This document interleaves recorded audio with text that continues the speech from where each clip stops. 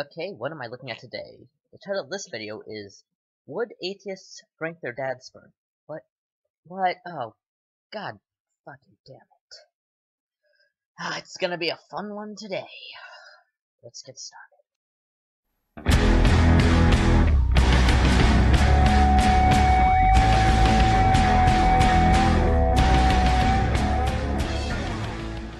So the video starts with some guy walking down the stairs to find a midnight snack, and then we'll just watch. Damn it.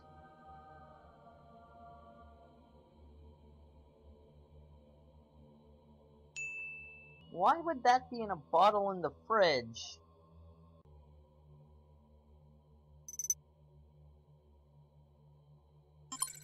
Wait, what? Wait, he's a robot? What? How come this be? What? I don't get it. Okay, so I'm gonna fast forward it a bit. He takes it out of the fridge, puts it on the table, pours it in a glass, and oh no, you know what's coming. Oh god, no. No. That is incorrect. First of all, it has little to no nutritional value, and not only that, but you can get an STD from drinking it, and secondly, it really probably wouldn't taste very good either, so both of those points are wrong. Sorry, I'm a bit confused. Why on earth do you look so grossed out for? On atheism, there's nothing wrong with drinking your dad's sperm. Okay. I see where he's going with this. Well, I'm gonna let him finish his point so I can make mine. You don't believe me? Look, let's break it down. There is no consequences, morally speaking, according to you guys, because it's not harming anyone and there's no risk. Okay, yeah, I guess I wouldn't say it's immoral per se, but that doesn't mean it's not gross. And secondly speaking, sperm's got nutritional value. No, it does not. Sperm has no significant nutritional value. So go drink your dad's sperm, man. What are you waiting for? But you're not going to, are you? But why?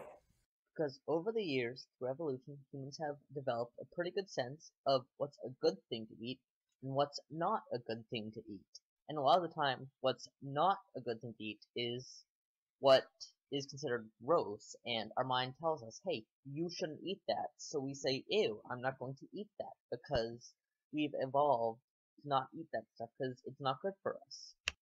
Body fluids, for example, tend to carry diseases.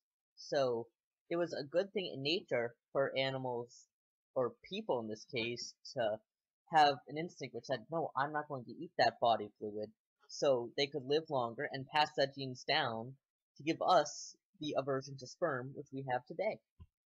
And for the same reason, people tend to avoid incest. And since drinking, oh god, I can't believe I'm gonna say this, drinking your dad's sperm is perceived as incestuous, people don't do that. You weird I can understand how you're quite confused right now, because your worldview should make you feel comfortable with drinking sperm. But hold up, you feel like, that's gross, I don't want to drink my dad's sperm.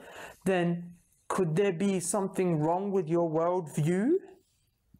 Oh wow, you know, that's really profound. I'm gonna have to think about that. You know, I'm gonna have to say no. I think it's your worldview which needs some adjustment. Okay, so to save time, I'm gonna edit this next part of the video down just to try to get the essence of this. What are the explanations that atheists used to give for where our morals came from? Number one, evolution. But then we came to realize, just by using our brains a teeny tiny bit, that evolution doesn't care about moral value, it cares about survival value. For example, the white nurse shark, when it wants to procreate, it forcefully copulates. In other words, it rapes.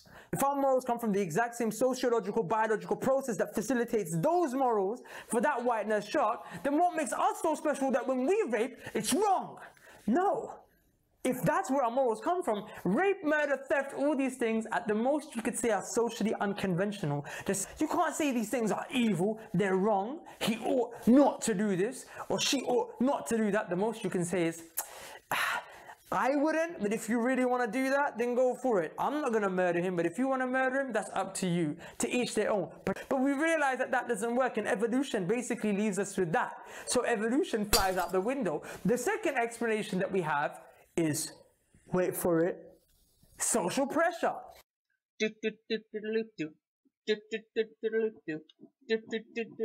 Social pressure. Sorry, I couldn't resist. But social pressure basically means that we believe things are good and bad, morally speaking, on the basis of what society tells us. But if that's the case, then that means you have to accept that when Hitler and his Nazis were doing what they were doing to the Jews, in other words, putting them in concentration camps, gas chambers with Zyklon B, when they were doing that at the time, because social pressure made them feel that it was the norm, morally speaking, it was the thing that they ought to do, that means you have to admit that at the time there was nothing wrong with what Hitler was doing.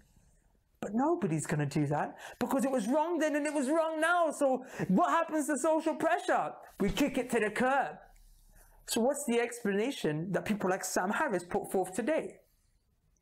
Consequentialism.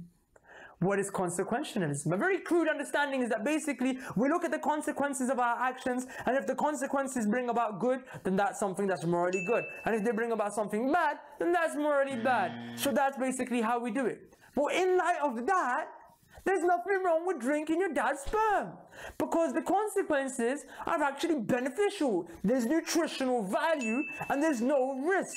No one's gonna get harmed. Your dad's basically gonna have a good bash, he's gonna enjoy a nice orgasm, and you're gonna enjoy some nice nutritional value. No, if he has a disease, there's a risk of spreading it. If you drink that, it has practically no nutritional value, so all you'd get from it is a bad taste in your mouth. So the benefits outweigh the losses. So go and drink your dad's sperm. Don't be such a hypocrite. Go and basically engage in pedophilic acts. That's why Richard Dawkins says, I don't see there to be a problem with things like mild pedophilia. Okay, that's a very debatable point, actually, which I think me and a lot of other atheists would disagree with. But in Dawkins' case, he's speaking from experience, since as a child he was molested, and he does not consider himself to be very harmed by that. So that was really more of a personal statement about his experience at the time. Of course there's a problem. Let me give you a very vivid, crude example on consequentialism.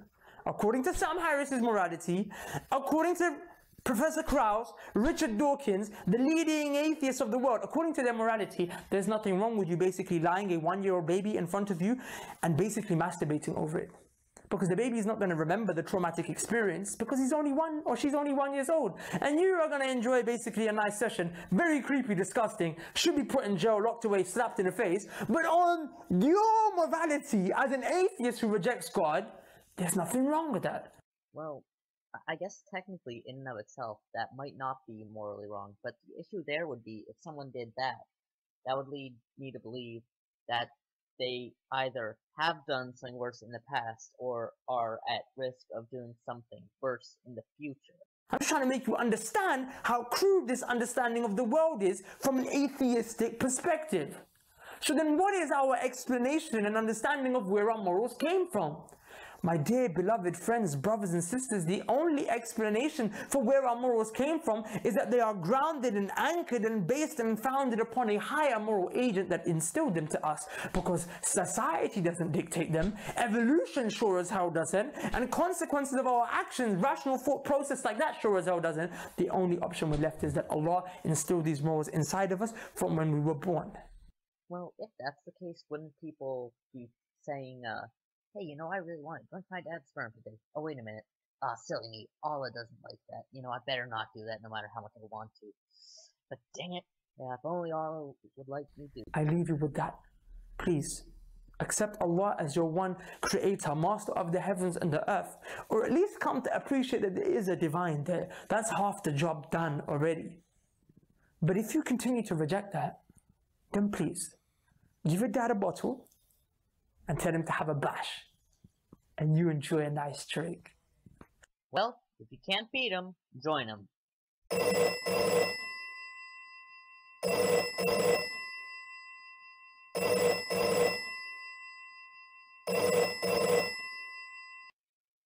Yeah, Dad, I've got a favor to ask you.